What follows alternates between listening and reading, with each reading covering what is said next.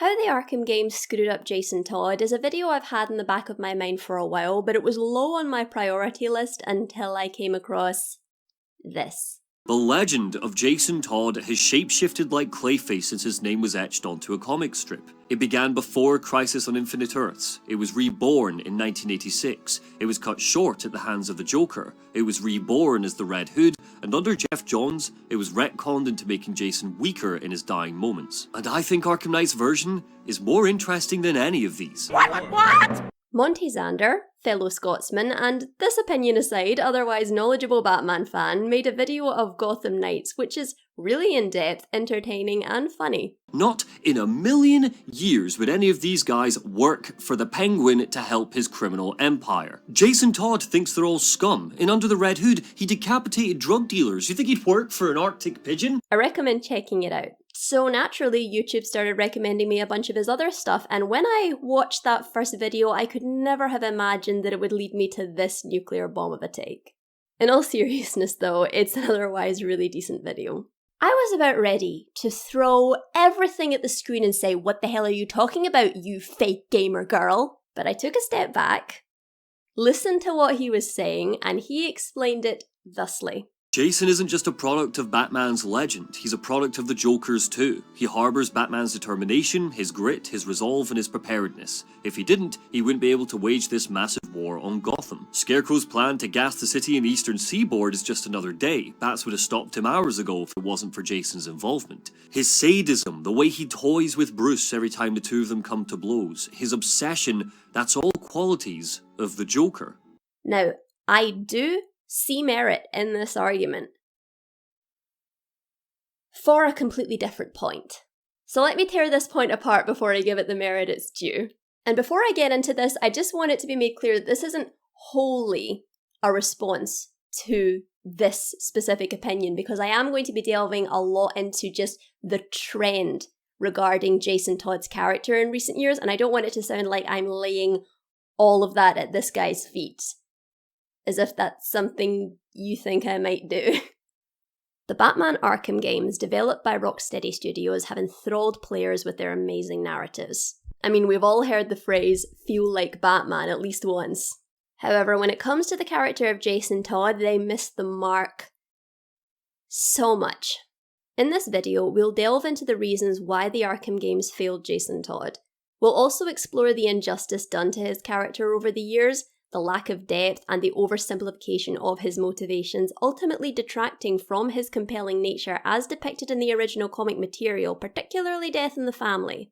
Now, our friend Monty, when talking about this, did mention Geoff Johns, comic book veteran and ruiner of everything. All of my hate! Johns altered Jason's encounter with the Joker, introducing comments that suggested Jason had begged and bargained for his life. This portrayal deviated from the character's death in the family depiction, where Jason not only endured a brutal beating, but also displayed immense resilience by dragging himself across the room to free his mother, who had just betrayed him and told her to get out. This is worse than what Arkham did to Jason, because not only does it insult his strength of character and resilience, but it's also kind of icky. Now, Johns is by no means the only person to do this, and Jason is by no means the only character to whom it has been done.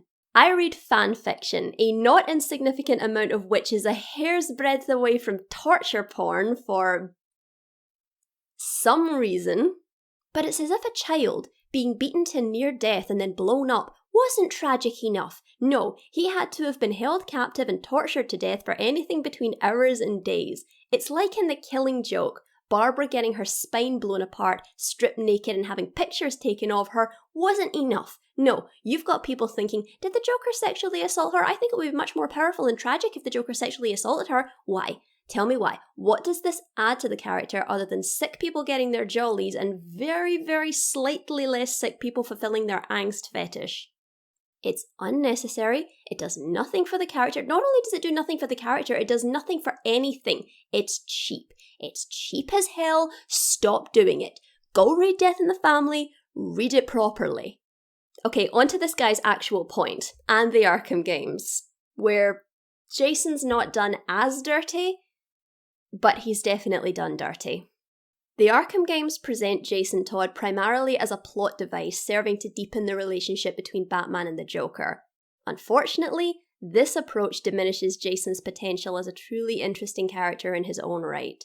Rather than exploring his unique experiences and motivations, the game relegates him to the guy who gets fridged for the main character's benefit. Okay, fridged is a little bit unfair. Fridging is the laziest possible catalyst to propel the main character into action. Arkham's writing is not that bad. There is other stuff going on with Jason's character, but at the same time, he is still ultimately the loved one who gets hurt to propel the main character forward. One of the most brilliant things in the Red Hood comic was that after Batman finds out the Red Hood is Jason and he's trying to take him down, he's thinking that Jason's issue is that Bruce failed to save him. After all, that is where Bruce's guilt has lain for all these years. But when he finally confronts him, Jason says this. Bruce, I forgive you for not saving me. But why? Why on God's earth is he still alive? Jason was a street kid with an addict mother and a convict father. He ended up on the streets of Gotham before he was a teenager. He, more than anyone else, understands that not everyone can be saved. This is not only confronting for Batman, but it tells us so much about Jason, why he is the way he is, and why his moral compass is the way it is. It's brilliant, it's heartbreaking, it's one of the greatest scenes in all of comics. This background creates a moral dichotomy between him and Batman regarding the no-killing rule. Ignoring what he's done in the past, blindly, stupidly disregarding the entire graveyards he's filled, the thousands who have suffered, the friends he's crippled. The games failed to explore the nuanced aspects of Jason's character, oversimplifying his motivations and diluting the moral complexity that made him so captivating. I mean, where else can you see a commitment to not killing be framed as a moral failing? The only other instance I can think of is the iconic battle of wills between Daredevil and the Punisher. The difference between the two is the impersonal nature of Frank and Matt's disagreement.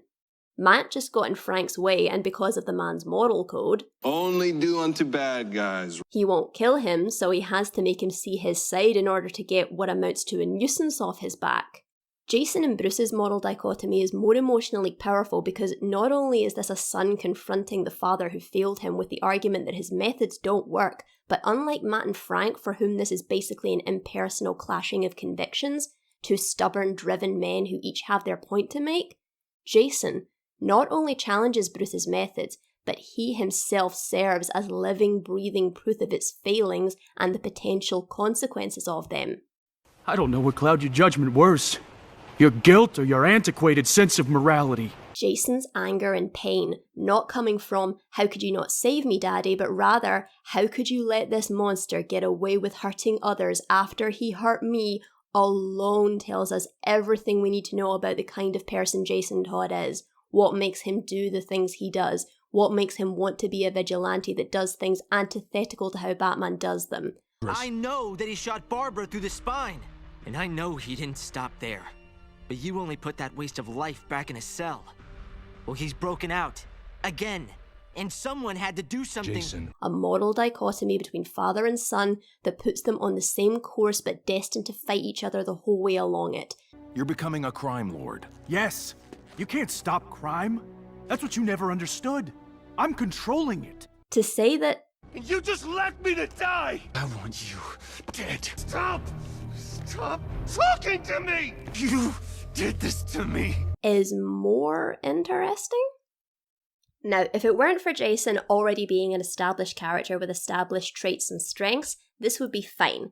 Little generic, you didn't save me, so anything that subsequently happens to me is therefore your fault story. Cheap and a little weak, but serviceable. Putting a person through all this torture and messing with his mind speaks to the tragedy of how a human being can be cruelly and brutally broken down and how things can be implanted in our heads and our minds can be manipulated. I'm not saying this doesn't make sense, it does. It's just this oversimplification disregards the depth of his character and the moral complexities that shapes his relationship with Batman. It does a disservice to the incredible strength of character Jason has and contributes to the trend of reducing, misrepresenting, and diminishing his character. It has become disturbingly widely accepted in the Batman fandom that Jason died because he was just a wild card that flew off the handle and acted rashly, and you should take him as an example, Robins of the future. No. Go read Death in the Family, read it properly. Jason did have his issues with anger and his lack of willingness to follow Bruce's orders. Yes, he had issues with authority.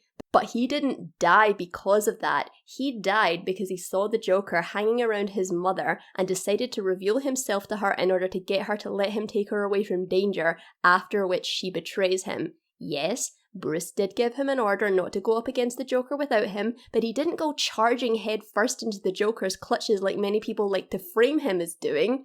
He didn't even approach the bloody Joker, he just approached his mother. And even if you still want to frame this as rash, what would you do if you saw the Joker hanging around your mother? What would anyone with an ounce of heroism do? No, I'll just wait for Batman.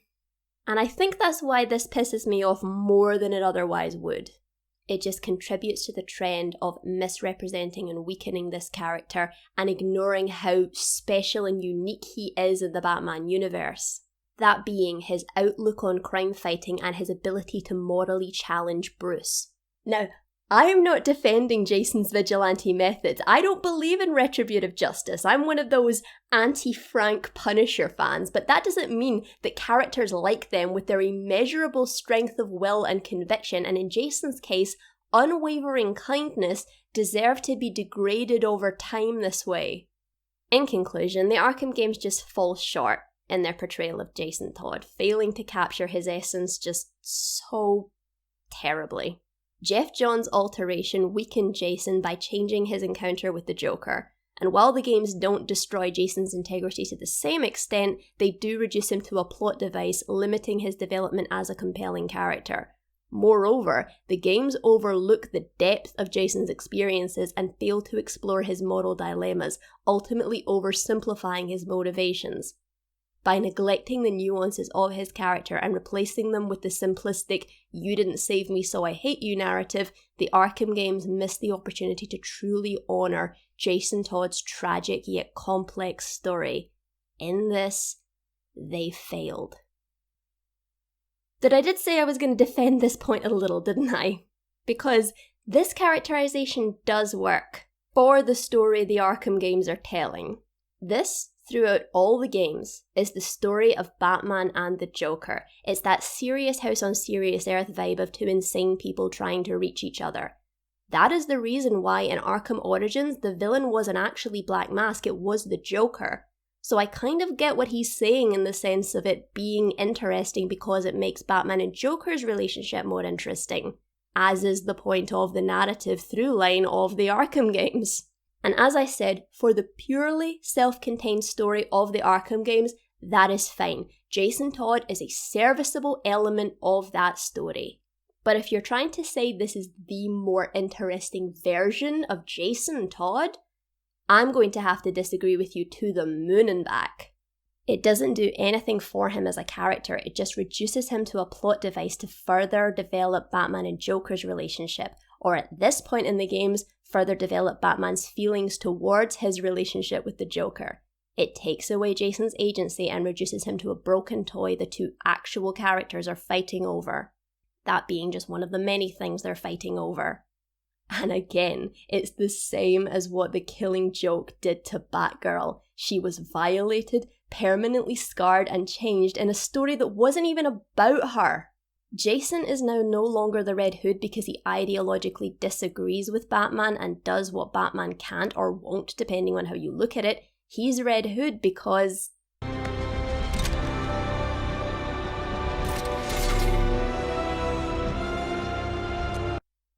the Arkham Knight mask broke.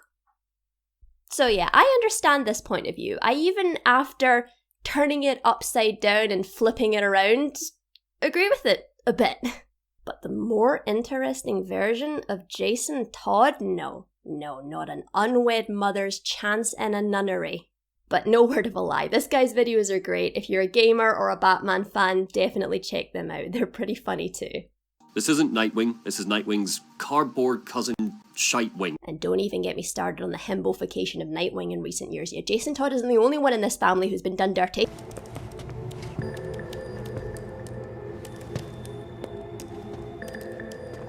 Babs, help? Now Dick can't even operate a fucking iPad. I'm done. Bat family's ruined. Nightwing's an idiot. Jason's a punching bag. Tim, who the fuck even knows what Tim does anymore. Barbara has been paired with every single member of this freaking family, bar Damien, who's the only one who hasn't been ruined, and hardly anyone